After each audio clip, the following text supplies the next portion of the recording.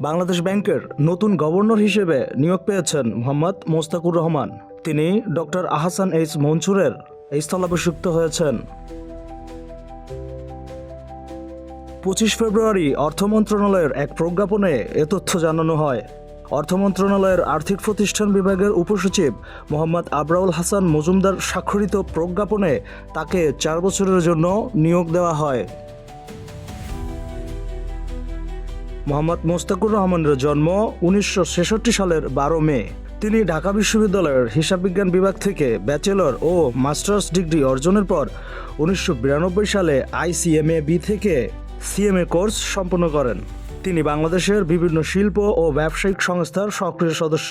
এর মধ্যে উল্লেখযোগ্য BGMEA, রিহ্যাব, আটাব ও Dhaka chamber of commerce and industry DCCI। Bangladesh ব্যাংকে গভর্নর হিসেবে নিয়োগের আগে তিনি হেরা সোয়েটার্স লিমিটেডের ব্যবস্থাপনা পরিচালক ও প্রধান নির্বাহী কর্মকর্তা হিসেবে দায়িত্ব পালন করছিলেন। Mostakur Rahman corporate finance, board governance, আর্থিক তদারকি, মূলধন কাঠামো, রপ্তানি অর্থায়ন এবং বৈদেশিক মুদ্রা ব্যবস্থাপনায় বিশেষজ্ঞ। এছাড়া তিনি চট্টগ্রাম স্টক এক্সচেঞ্জের সাবেক বোর্ড সদস্য এবং BGME-এর বাংলাদেশ ব্যাংক স্ট্যান্ডিং কমিটির চেয়ারম্যান হিসেবেও দায়িত্ব পালন করেছেন।